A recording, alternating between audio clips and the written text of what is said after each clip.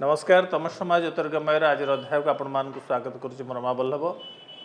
आज अध्याय आम भेटुचे एमती जन साधु को जे कि भारत वर्षर नुहति नेपालर से श्रीक्षेत्र परिक्रमा एवं महाप्रभु श्री जगन्नाथ दर्शन उद्देश्य सुदूर नेपालर श्रीक्षेत्र आसीथिले एवं सौभाग्यवशतः आम सह साक्षात है एवं सह कथा हेबा परे नेपाल एवं श्रीक्षेत्र पुरीर जो संपर्क से संपर्क को दे अनेक कथा से आम आगे व्यक्त कले एवं एक स्वतंत्र उत्साह नहीं आम अध्याय को प्रस्तुत करुचु।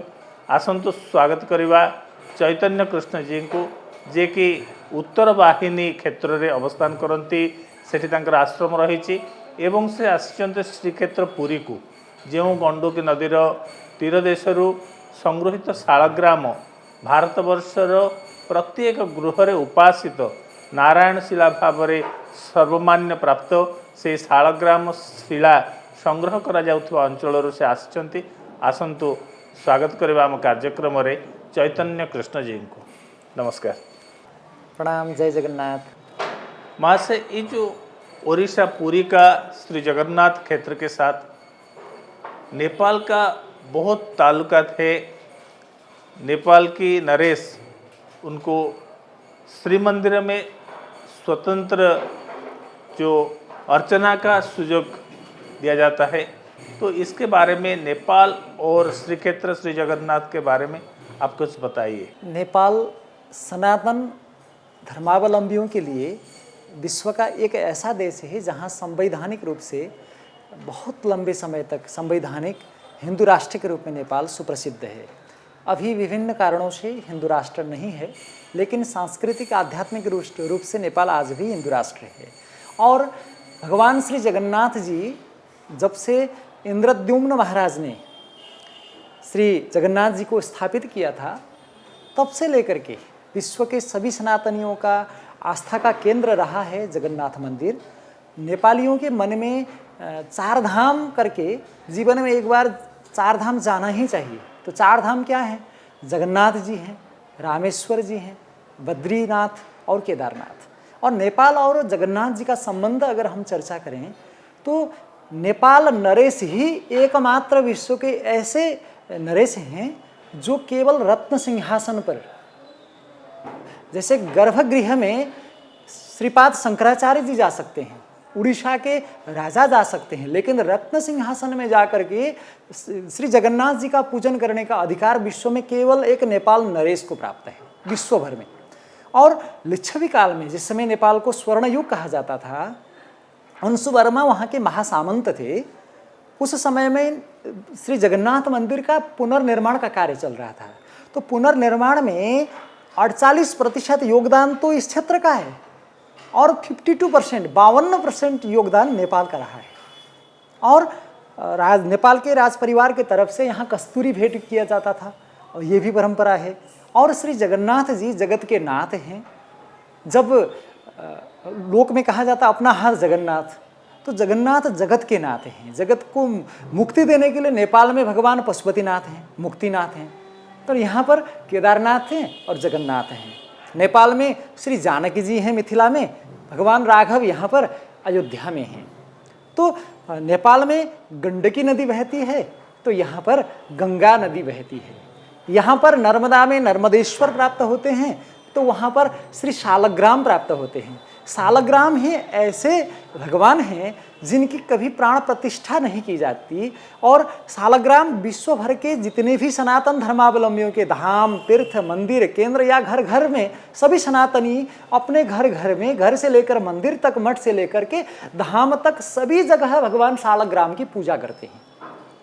शालग्राम के बिना न तीर्थम तीर्थताम याति शालग्राम शिलाम बिना। शालग्राम के बिना तीर्थ तीर्थ नहीं होता, धाम धाम नहीं होता, मंदिर मंदिर नहीं होता, ऐसी मान्यता है।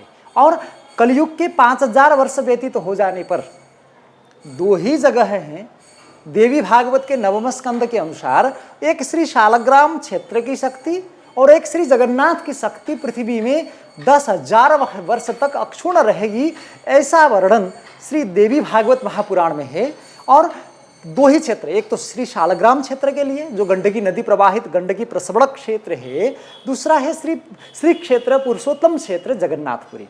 नयपाल नामक पुरी में भगवान केदारनाथ के शिरोभाग के रूप में, पशुपतिनाथ के रूप में भगवान विराजते रहते हैं, जो सभी कामनाओं की पूरी करेंगे, पूरा करते हैं। इस तरह से शिव पुराण में वर्णन है।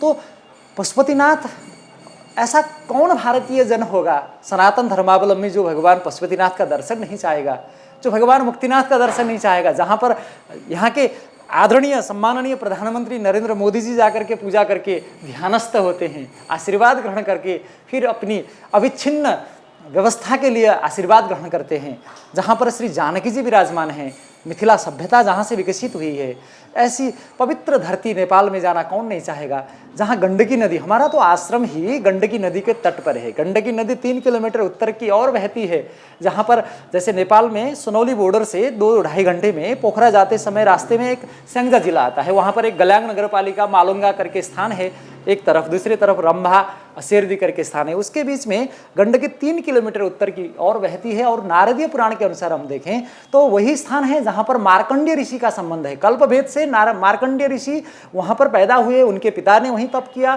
फिर वहीं उन्होंने वरदान प्राप्त किया, वहीं चिरंजीवी हुए, मृत्यु पर विजय प्राप्त करने का स्थान है।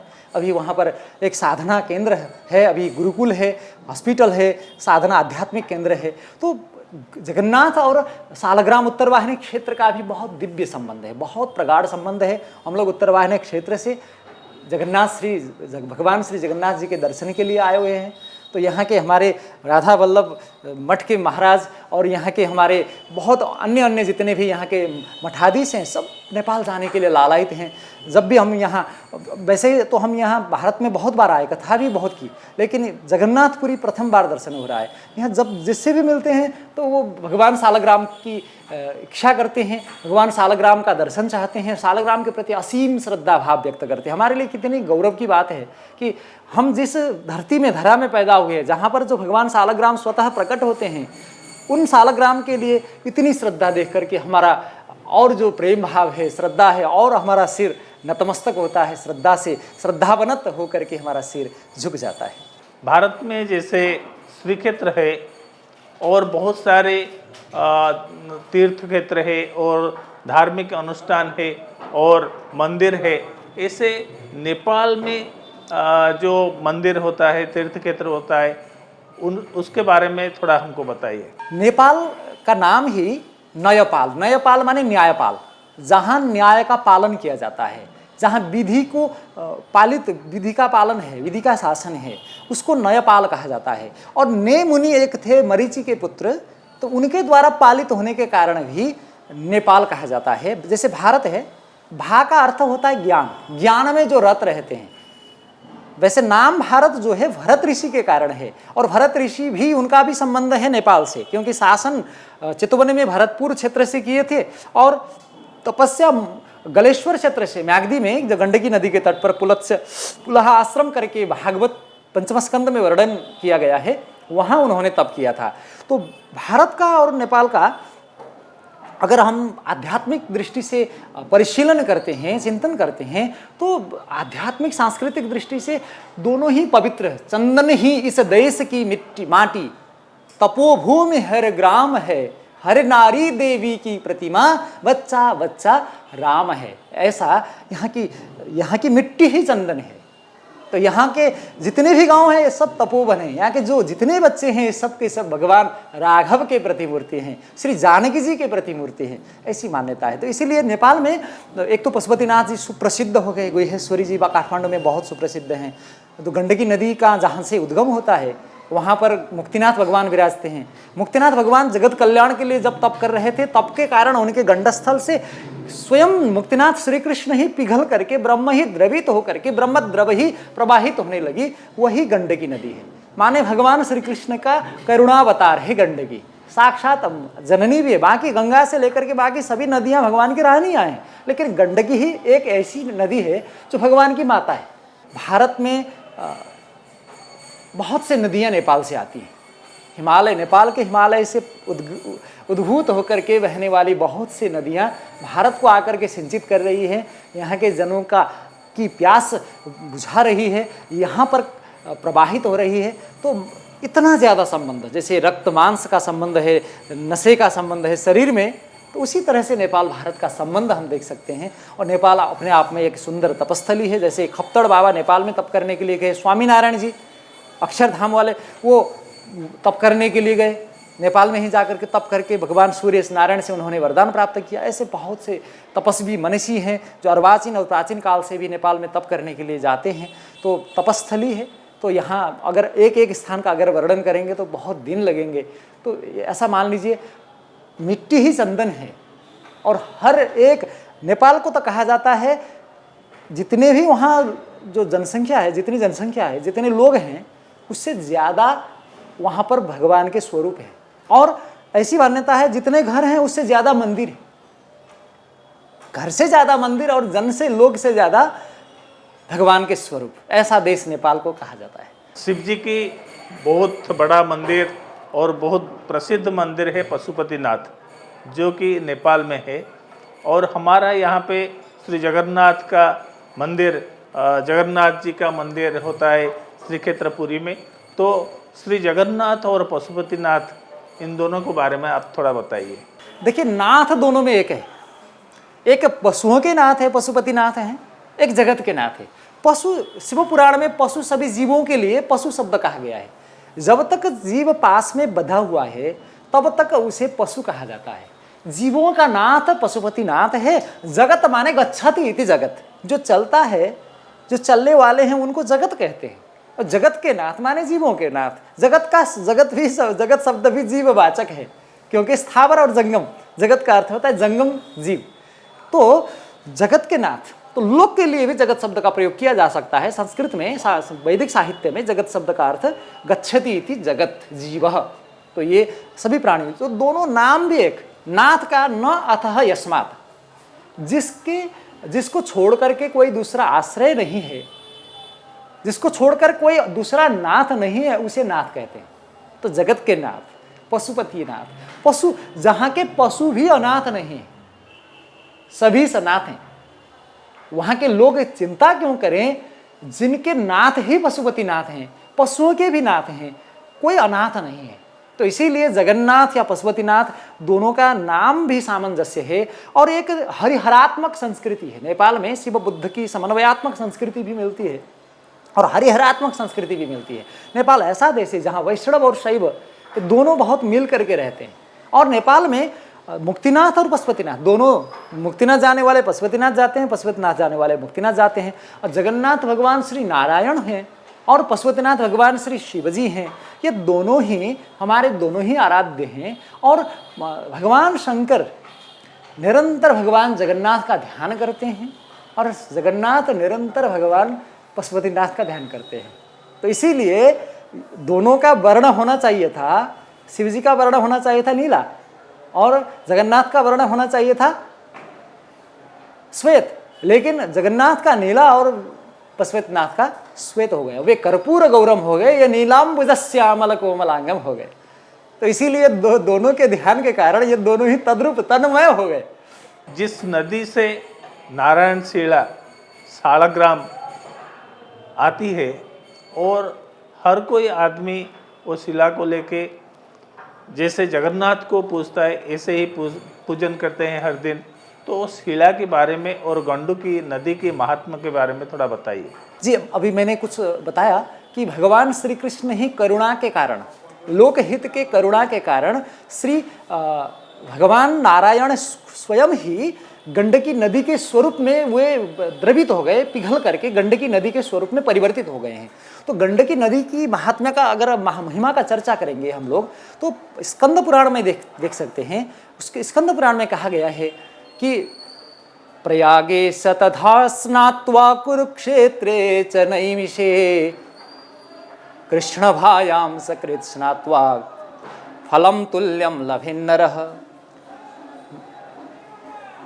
नैमिषे शतधा स्नात्वा कुरुक्षेत्रे च नैमिषे, जो प्रयाग में, प्रयागराज तीर्थराज प्रयाग में 100 बार स्नान, कुरुक्षेत्र में 100 बार स्नान और नैमिषारण्य में 100 बार स्नान का जो फल है, गंडकी नदी में 1 बार स्नान करने का फल वही है, ऐसा स्कंद पुराण में कहा गया। और श्राद्ध के लिए तो कहा गया है, इसीलिए गंडकी नदी के तट पर विशेष करके उत्तर वाहिनी क्षेत्र में श्राद्ध के लिए बहुत लोग आते हैं। भारत से बहुत लोग आकर के श्राद्ध करते हैं। हमारे आश्रम में कहा गया है, श्राद्धम करोति यस्तस्याम सर्वान् पितॄन् समुद्धरेत गयायाम पिंडदानाच्च लभेत शतगुणम फलम।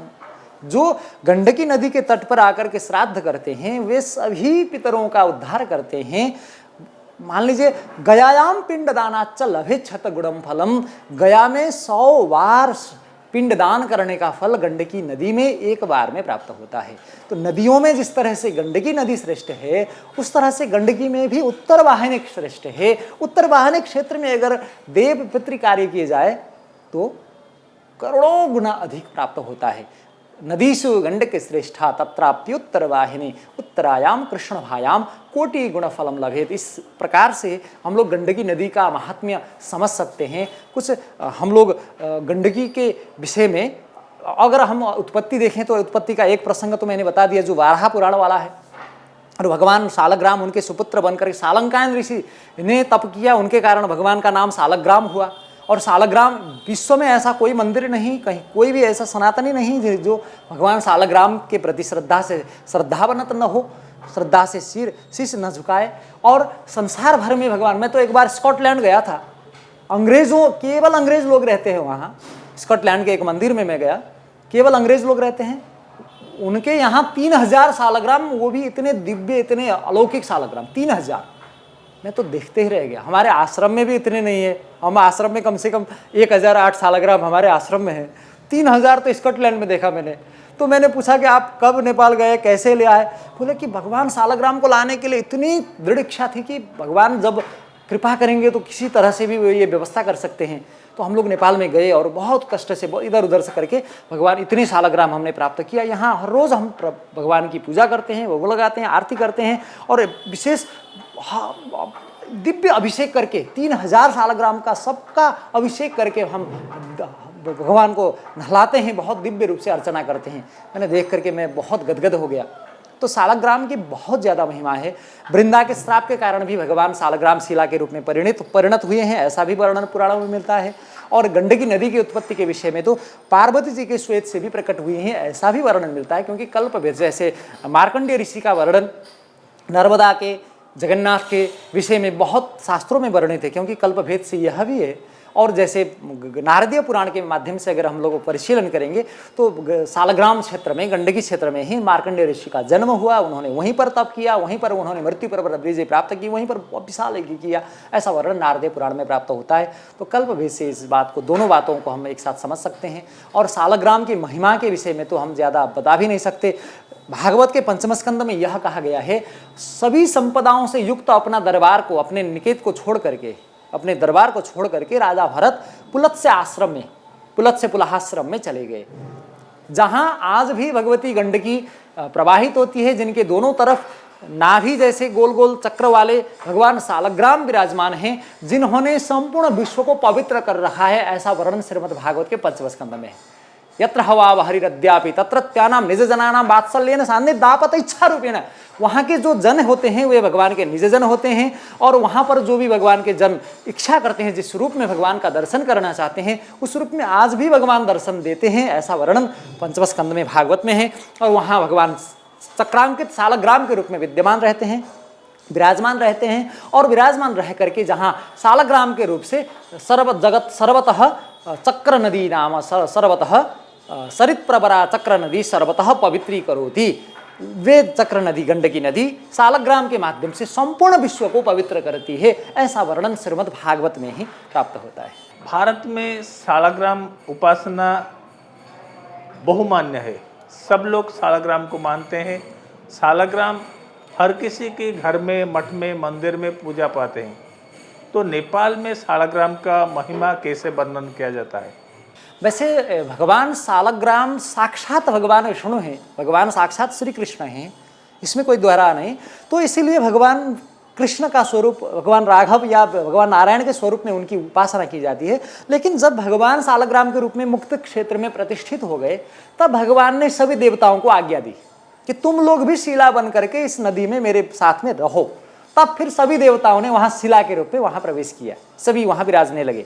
तो इसीलिए सालग्राम ऐसे शिला हैं जिन पर भगवान शंकर की पूजा होती है, पांचायन देवताओं की, सभी के, सूर्य की पूजा होती है, देवी की पूजा होती है, गणेश की पूजा होती है। तो इस तरह से भगवान नारायण की पूजा होती है, सूर्य की पूजा होती है, सालग्राम में सभी देवताओं की पूजा होती है। और ये प्राकट्य तिथि है वैशाख शुक्ल द्वादशी, गंगा दशहरा का दिन और वैशाख शुक्ल द्वादशी का दिन, जहाँ जिस समय में हमारे वहाँ आश्रम में एक संखे पीपल करके एक बहुत ही दिव्य पीपल का स्थान है, हजारों वर्ष पुराना पीपल का वृक्ष है। तो वहाँ पर वैशाख शुक्ल द्वादशी की मध्यरात्रि में आज भी शंखध्वनि ध्वनि सुनाई देती है। तो वहाँ शंखध्वनि ध्वनि को सुनने के लिए भी बहुत लोग आते हैं, बहुत लोग आते हैं। तो इसीलिए तो अगर हम लोग सालग्राम की उपासना के विषय में बोलें तो संसार में सालग्राम ही एक ऐसे देव हैं जिन्हें सभी संप्रदाय के लोग पूजा करते हैं, जिन्हें संसार के सभी मंदिरों में प्रतिष्ठित करते हैं। उन्हें प्रतिष्ठित करने की भी आवश्यकता नहीं, प्राण प्रतिष्ठा बिना जब भी प्राप्त हो, भले ही खंडित हो, भले ही कैसे भी हो, उनकी पूजा होती है। वे खंडित हो अखंडित हो कैसे भी हो, उनकी पूजा होती है, उनकी विशेष महिमा होती है। वैशाख शुक्ल द्वादशी, गंगा दशहरा, ये सब तिथियां भगवान के लिए विशेष दिन हैं, जो जिस समय में भगवान की विशेष आराधना होती है। तो सालग्राम भगवान की पूजा जो संप्रदाय वाले जिस रूप से करते हैं वो अपने अपने परंपरा के अनुसार अलग अलग विधान से भी करते हैं। जैसे भगवान सालग्राम हैं, तो सालग्राम को हम लोग वैसे भगवान साक्षात श्रीमन नारायण मानते हैं, तो इसीलिए विशेष करके पुरुष सूक्त मंत्र से हरि ओम सहस्र शीरेखा पूर्वगः सहस्राक्ष सहस्रपात स भूमिगुं सर्वतः स्पृत्वा ततिष्ठ दशांगुलम, ये जो 16 मंत्र हैं, इनसे विशेष रूप से भगवान सालग्राम की अर्चना होती है। और भगवान सालग्राम की अर्चना करने के लिए पहले नीचे जो षटकोण वगैरह ये सब कुछ बना करके, स्वस्तिक वगैरह बना करके उसमें बीज, क्लीन बीज को लिखा जाता है। फिर उसमें भगवान, फिर तुलसी दल को रखा जाता है। तुलसी, सालग्राम और शंख, तीनों का कभी भी वियोग नहीं होना चाहिए, विच्छेद नहीं करना चाहिए, दूर नहीं रखना चाहिए, साथ में रखना चाहिए। तो तुलसी रखेंगे, फिर उसके बाद भगवान सालग्राम को रखते हैं। फिर उन्हें यथोपलब्ध जो भी हमें जितने उपचार हमें प्राप्त हों उसके द्वारा भगवान का अभिषेक करते हैं, उनकी पूजा करते हैं। तो ऐसा कहा जाता है, अकाल मृत्यु हरणम सर्व व्याधि विनाशनम विष्णु पादोदकम पित्वा पुनर्जन्म न विद्यते। भगवान सालग्राम को नहलाया हुआ जल जो है, गंडकी नदी का जो जल है, वह जल अगर सेवन करके हम लोग यात्रा करें तो कहा गया है अकाल मृत्यु से रक्षा होगी। कौन ऐसा जन है जो अपनी यात्रा को सुरक्षित करना नहीं चाहेगा, आनंदमय बनाना नहीं चाहेगा? तो यात्रा करते समय, यात्रा से पहले भगवान श्री सालग्राम को नहलाया हुआ जल या गंडकी जल, क्योंकि गंडकी करोड़ों अरबों सालग्रामों का नहलाया हुआ जल पवित्र चरणामृत जल है, गंडकी का जल सेवन करना चाहिए। तो अकाल मृत्यु हरणम, अगर हम निष्ठापूर्वक गंडकी जल को जाह्नवम औषधम जाह्नवी तोयम वैद्यो नारायणो हरिः, तो अगर हमारी निष्ठा ऐसी है कि हमारे वैद्य भगवान नारायण हैं और औषध जो है जाह्नवी गंगा जल है, गंडकी जल है, तो उसके लिए कहा गया है अकाल मृत्यु हरणम सर्व व्याधि विनाशनम, सभी रोगों से उसको मुक्ति मिलेगी, छुटकारा मिलेगी। और विष्णु हो पादोदकम पित्वा, भगवान का पादोदक होता है गंडकी जल, और सालग्राम भगवान के साक्षात स्वरूप ही होते हैं। उनका पादोदक चरणोदक पान करने पर पुनः इस संसार में दोबारा इस भवसागर में, इस दुख सागर में, दुखालय में, अशाश्वत जगत में आना नहीं पड़ेगा, ऐसा शास्त्रों का वचन है। आपको बहुत बहुत धन्यवाद, आप हमारा ये कार्यक्रम में अंशग्रहण किए और बहुमूल्य उपादेय तथ्य हमारे सम्मुख उपस्थापन किए। इसलिए कार्यक्रम के तरफ से हम लोग आपके सम्मुख हमारा आभार प्रकट करते हैं। नमस्कार।